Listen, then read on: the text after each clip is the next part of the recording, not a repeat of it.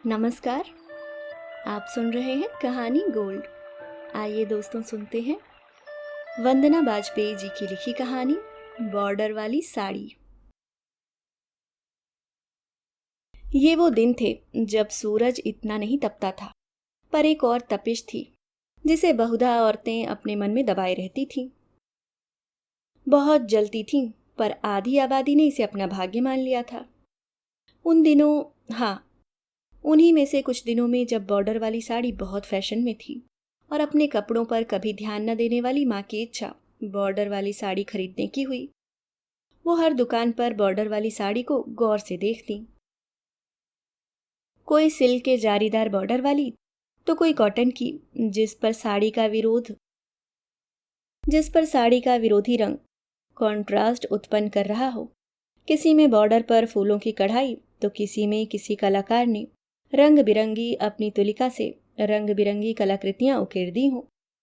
माँ किस्म किस्म के बॉर्डर वाली साड़ियों, बर्तनों को धोने से खुरदरी हो चुकी हथेलियों से बड़े प्यार से सहलाती और आगे बढ़ जाती, जैसे इसी में उनकी तृप्ति हो जाती।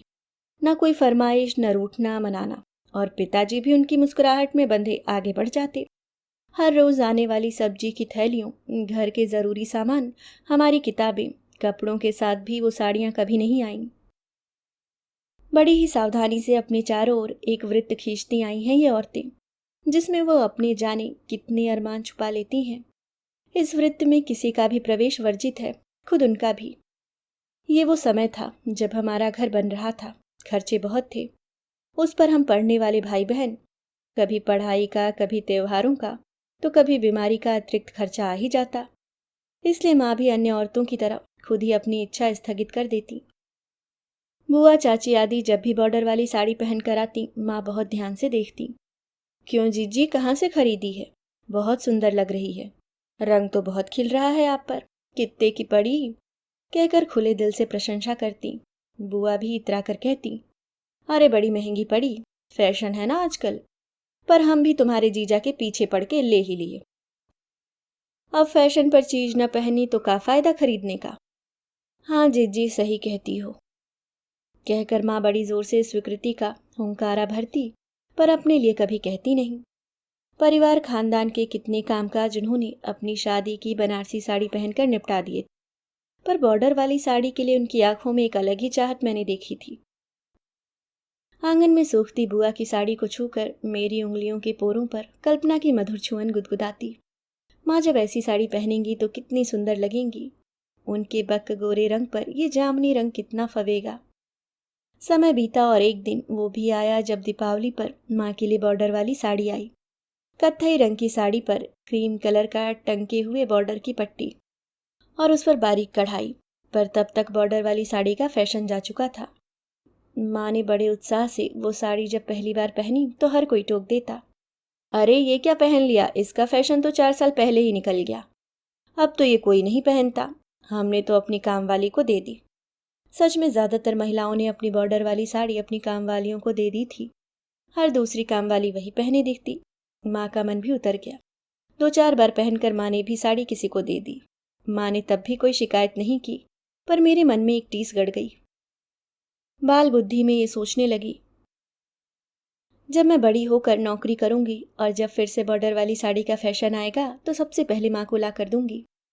समय अपनी रफ्तार से गुजरता चला गया। मेरी शिक्षा पूरी हुई, नौकरी भी लगी और मेहंदी लगा पराए घर भी पहुंच गई।